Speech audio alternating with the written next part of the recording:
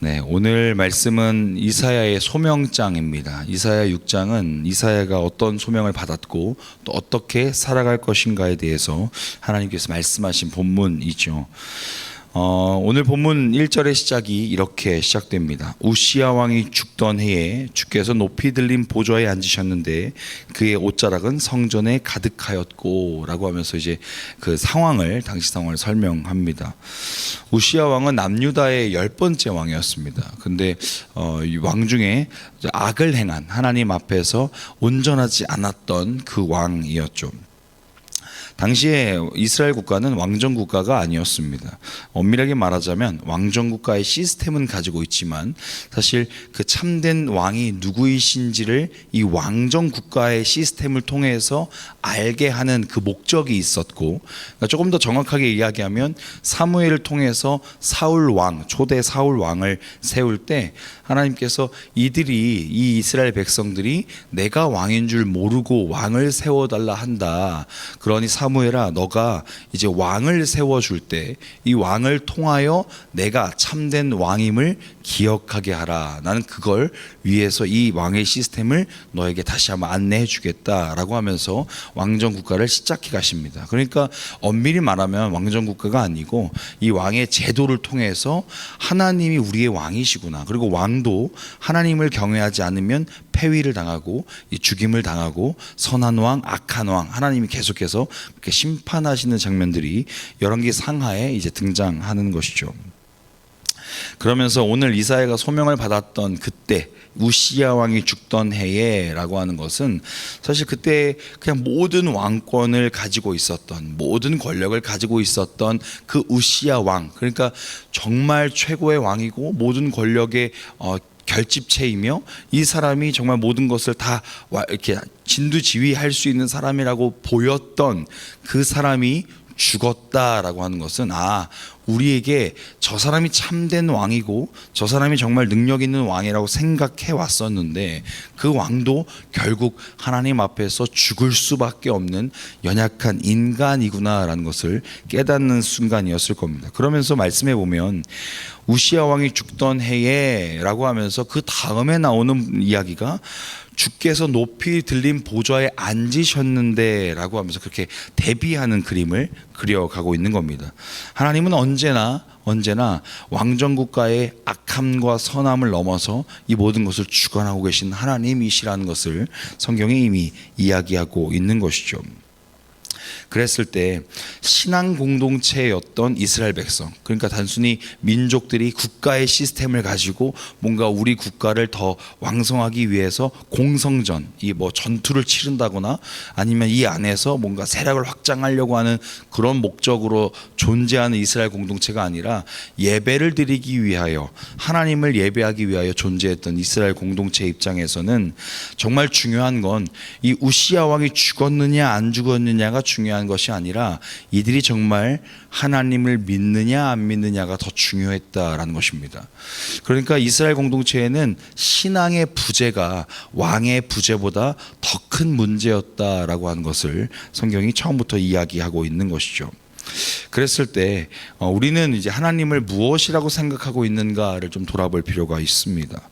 내 소원을 들어주는 도구 정도로 생각하거나 아니면 내 기도를 응답해주는, 사실 그게 늘상 말씀드리는 이런 표현이 좀 약간 상스러운 표현 좀 드리는데 세상 잡신과 별반 다르지 않게 우리가 하나님을 생각하고 있는 것은 아는가라는 생각을 해보게 됩니다.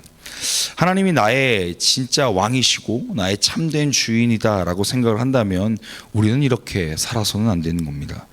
세상의 눈치나 보고 자신의 유익이나 구할 줄 알며 내 계획과 생각만을 고수해가는 그런 삶은 사실 믿음이 연약한 게 아니라 하나님을 모르는 자인 겁니다. 사랑하는 여러분, 우리의 심령 가운데 정말 우리가 지금 무엇을 의지하며 무엇을 신뢰하며 사는가를 다시 한번 점검해 봐야 한다는 것이죠. 그랬을 때 이사야에게 소명을 주실 때 그 소명을 단순히 너는 이걸 하는 사람이야 라고 하는 목적성만 주신 것이 아니라 신앙의 기반 위에 그것을 세우셔야 했기 때문에 우시야 왕이 죽던 해에 이제 우리 그럼 그 다음에 어떻게 되지? 우리의 인생을 누가 이끌어주지? 라고 하는 그런 생각이 있던 것을 모두 잠재우시려 주께서 높이 들린 보좌에 앉으셨다라는 것을 환상을 통해서 보여주셨다라는 것입니다. 그랬을 때 이사야뿐만 아니라 오늘을 살아가는 우리들에게도 우리의 삶의 참된 주인이 누구이신가를 기억하는 것, 그것이 우리가 살아내야 될 사명의 가장 기본이다라는 것을 우리 말씀을 통해 보게 됩니다.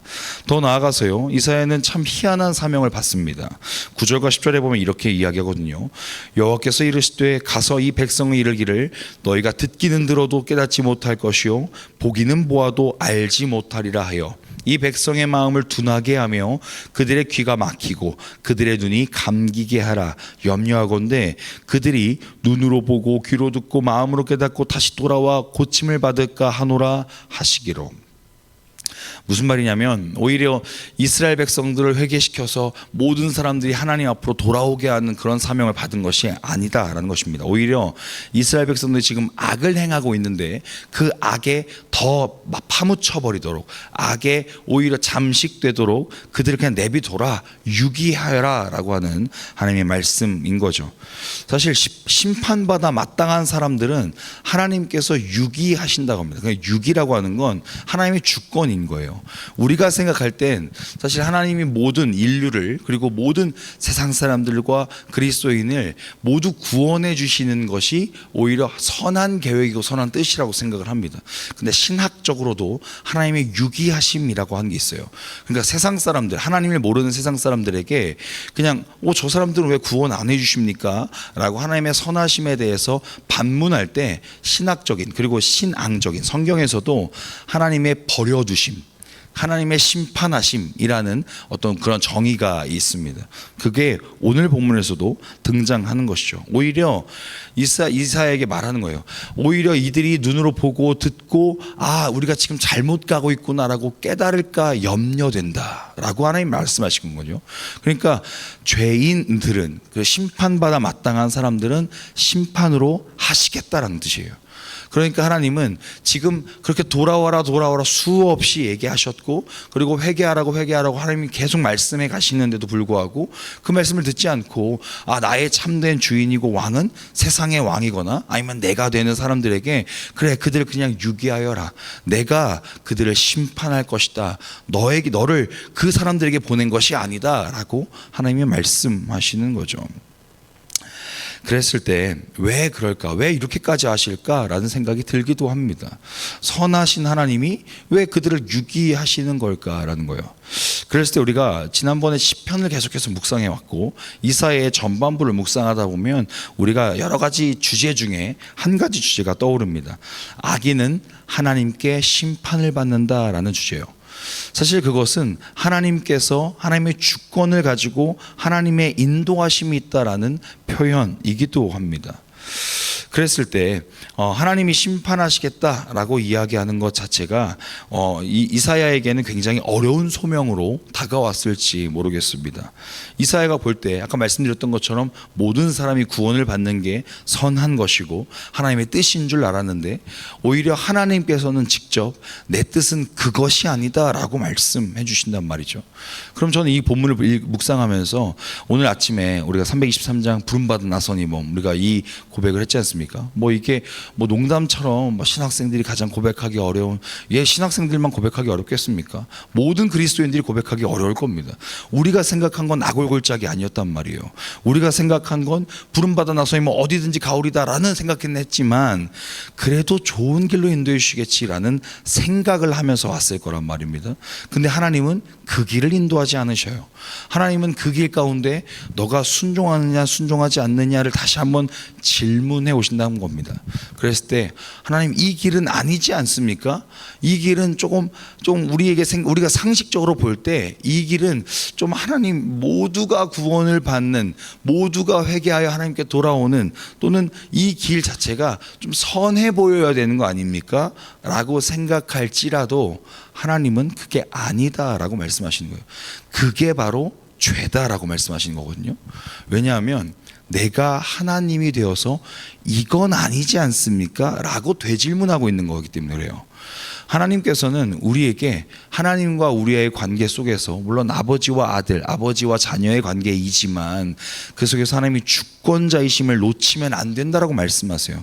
그건 우리가 하나님의 말씀 앞에 이렇게 가자 할 때 우리가 상식적으로 보는 길이 아닌데요 라고 할지라도 하나님이 가자 하시면 순종하며 가는 것이 우리의 모습이어야 한다라는 것을 이야기하는 것이죠. 그 이후에 심판을 하는 것 아니면 구원을 하는 것, 그 모든 건 우리 거가 아니에요. 하나님 거라고 이야기하시는 거예요. 이사야야 너는 지금 선한 사람들에게, 이 악인들이 아니라 선한 사람들에게 가서 복음을 전하고 그들에게 천국을 전해라. 그것이 너의 사명이고 악인들은 내가 심판할 것이다 라고 말씀하시는 거예요.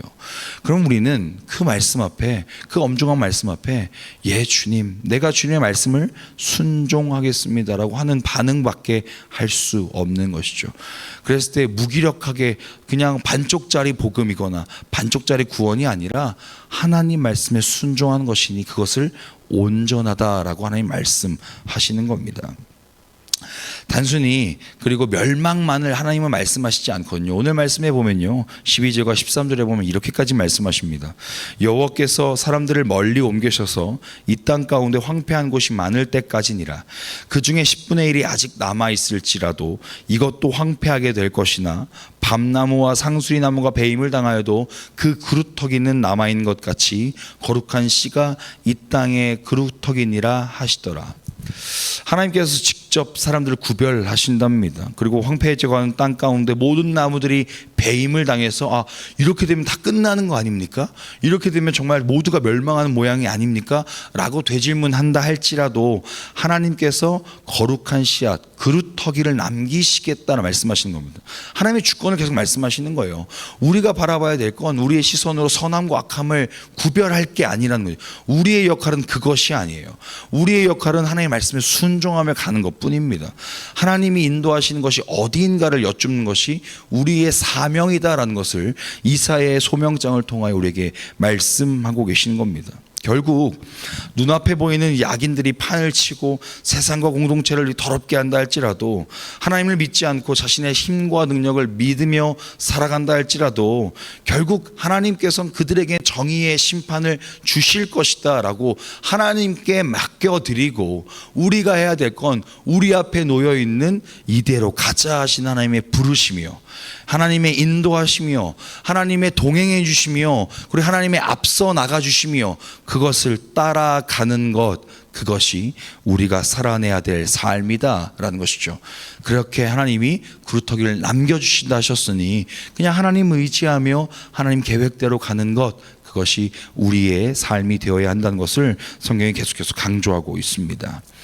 사랑하는 불향기 교회 성도 여러분, 우리는 풀향기라고 하는 이 이름을 계속 잘 사용하고 있습니다. 그리스도의 향기가 가득하다라는 표현을 쓰고 있죠. 근데 고린도후서 2장에 보면 그리스도의 향기를 설명할 때 뭐라고 설명하냐면요, 우리는 구원받는 자들에게나, 고린도후서 2장 15절 16절인데요, 우리는 구원받는 자들에게나 망하는 자들에게나 하나님 앞에서 그리스도의 향기니, 우린 여기까지 합니다. 그리스도의 향기니 이 사람에게는 사망으로부터 사망에 이르는 냄새요, 저 사람에게는 생명으로부터 생명에 이르는 냄새라. 누가 이 일을 감당하리요 라고 이야기합니다. 그러니까 우리는 그리스도의 향기가 모두에게 향기라고 생각을 하는데요, 하나님을 믿지 않는 그 사람들에게는 그 사망에서 사망으로 이르는 악취가 날 것이고, 그리고 하나님을 아는 자들에게는 그리스도를 전하는 그리스도의 향기가 될 것이다 라고 말해요. 그러니까 동전의 양면성이거든요. 하나님께서 우리를 그리스도의 향기로 부르실 때 그 향기라는 것이 모든 사람에게 선함을 베풀라고 말씀하신 게 아니에요. 그리스도의 향기는 하나님을 따라가는 자답게 살아가라. 근데 그 모습이 악인들에게는 사망에 이르는 악취가 될 것이고 가까이 할 수 없는 냄새가 될 것이고, 하나님을 따르는 자들에게는 저렇게 진짜 하나님을 믿는 자들의 모습이지, 나도 저렇게 살아야겠다라고 하며 그리스도의 향기로서 전해질 것이다 라고 말씀하시는 거예요. 그 이유는 하나님 거라고 말씀하시는 거거든요. 근데 우리는 모두가 선하길 바래요. 그건 착해 보이려고 하는 우리의 욕심이라 이거죠. 우리는 그냥 그저 말씀을 따라갈 뿐이에요. 우리는 그리스도의 향기가 되어갈 뿐이에요. 그 향기를 맡은 자들의 맡고 나서의 반응은 그들의 반응인 거고 하나님의 주권인 거고 우리는 그리스도의 향기의 자리를 지켜가야 한다라는 것입니다. 하나님께서 결국 이사야를 통해서 이사야의 소명을 통해서 하나님 말씀하시는 건 네 인생이 내 거야 라고 말씀하시는 겁니다. 이사야에게 이런 목적대로 너 그렇게 살아 라고 하는 어떤 목적의식이 뚜렷한 삶이 아니라요, 너의 인생을 주관하는 자 나야. 그러니 너는 앞으로의 모든 여정을 나와 함께 나 의지하며 같이 걸어가 보자 라고 말씀하시는 겁니다. 그런 반응, 그 말씀 앞에 오늘 우리의 삶도 그렇게 반응해야 되지 않을까요? 그냥 하나님 앞에서 나 저거 하고 싶어요, 이렇게 하는 게 맞지 않을까요? 이렇게 하는 게 좀 더 나을 것 같아요, 지금 이거 응답해 주세요가 아니라 하나님의 뜻대로, 하나님의 방법대로, 하나님의 때에 하나님께서 응답해 주옵소서. 주어는 내가 돼서는 안 돼요. 하나님이 되어야 한다는 겁니다. 그런 믿음으로 우리가 살아갈 때 정말 우리의 삶을 우리가 생각하는 것보다 더 크고 놀랍게 응답하신다, 이 표현대로 우리가 경험하게 될 줄 믿습니다.